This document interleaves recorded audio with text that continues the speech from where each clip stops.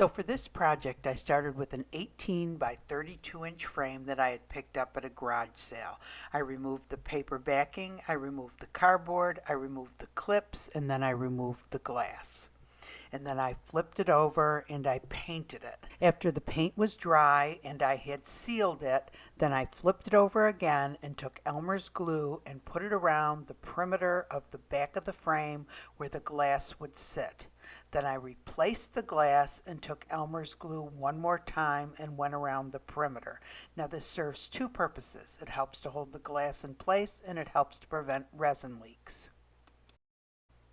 Next, I took this adorable stencil that I had picked up on Amazon and I put it at the very bottom of my frame on the front and just stenciled part of it. I didn't stencil the whole part, I just stenciled the part that said Gingerbread Baking Company.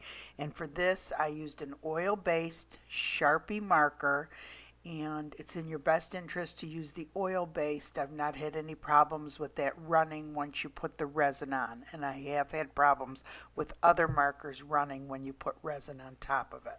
When I was done with that, I moved the stencil up to the very top of the glass and I put the baked fresh daily at the very top and stenciled that in again with the same oil-based Sharpie marker. Next, I flipped the frame over and I took an outline of a gingerbread man and I taped him to the very back of the glass.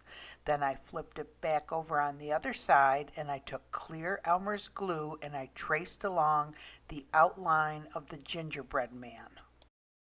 Then I took this rhinestone chain that I had picked up on Amazon and followed along the glue lines. So these are 4mm crystals in this rhinestone chain, and you do need to cut them in certain areas so that they can follow along the perimeter correctly. I will link everything I'm using in this video in the description box. So for the gingerbread man's eyes, I used 2 round stones that I found in my little stone and rock collection. Next, I made these holly leaves from stained glass, and I just cut long strips and then made them into smaller strips and cut individual pieces of holly. I made 8 large pieces and then 2 smaller ones to put on the gingerbread man. If you want to know how to cut strips of stained glass, there's many tutorials on YouTube and it's free. That's how I learned. And I'm just going to show you up close, kind of slow, how they were cut on each of the edges. And really it should be a little bit more pointy. That doesn't look very pointy, but I did take them out to the garage where I have a sander, a stained glass sander, and I kind of smoothed them out a little more. Now you don't have to do that, but I thought it looked a little bit nicer being smoothed out. And then of course this is what they ended up looking like. I think this is before I sanded them. Next, I start using the 4mm crystal chains to form the mouth and what would normally be the frosting on the gingerbread man. You'll see me putting 1 red strip and 1 AB crystal 4mm chain down, but I end up pulling up the AB crystal one because it just blends in with the glass too much once I start putting the glass in, and what I use are 2 of the red ones instead of using the other chain. And I do put some Elmer's glue down to hold it all in place, and it doesn't really matter. The Elmer's glue doesn't have to go in a perfect spot, just because as long as it touches the bottom of the rhinestone chain, you can kind of move it around.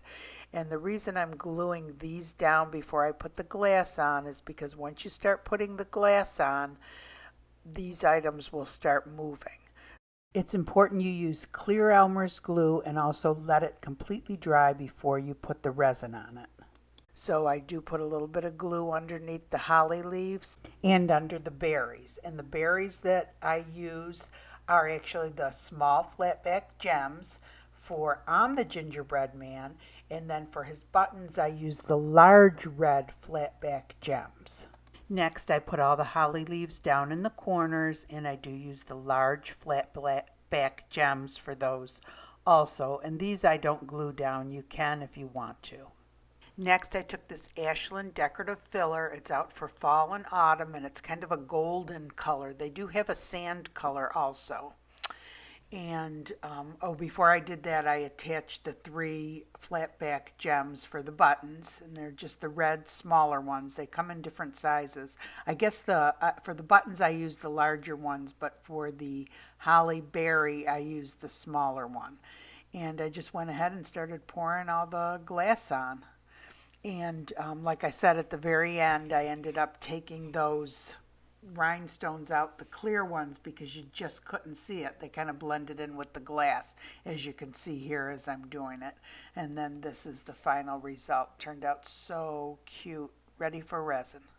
So for this project, I'm using art resin. I did mix it up off camera. You'll notice I'm using a little dropper to put it around, carefully around all the crystals, because I thought it might affect the sparkly qualities of the crystals, but I found out it does not. I did have a problem with the black 4mm crystals, the same brand as these. It did affect the sparkly qualities of it, but it does not, the resin does not affect these particular ones, the different colored crystals on the rhinestone chain. And I will link the description and where I got each of these products in the video. So anyway, normally I take the resin and drizzle it over the glass first, and then I put it up around the sides and in the corners and make sure everything is covered really well, because even though they say it's self-leveling, if you don't push it up into the corners and along the sides, you will have empty spots. You have to get down kind of eye level with it and look at it, because every angle you look at it, you find something different. And then of course I use the torch to get all the little bubbles out. So this has to sit on a level flat surface overnight. Takes a full 72 hours to cure at temperatures between 72 and 85 degrees Fahrenheit. It's in your best interest to cover it with a dust. Hey everyone. I think this is my favorite of the Christmas ones that I've ever done. I just love this gingerbread guy. So, and I love the holly leaves in the corner. I think they look so cute. And I don't know. What do you guys think? Anyway, if you ever have any questions or comments, I love to hear from you. I love to hear suggestions too. I don't really take anything negatively. Sometimes something that you suggest gives me an idea for something else. But if you like the video, go ahead and give it a thumbs up. That helps the channel. And if you want to be notified of future videos, go ahead and subscribe.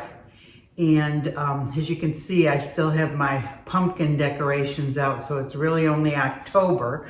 But everybody seems to be looking at all of the Christmas videos on my YouTube channel from last year now. I guess trying to get ideas of what to make, maybe for gifts or for themselves. I don't know, or to sell. But anyway, I hope y'all have a great day. Thanks for watching.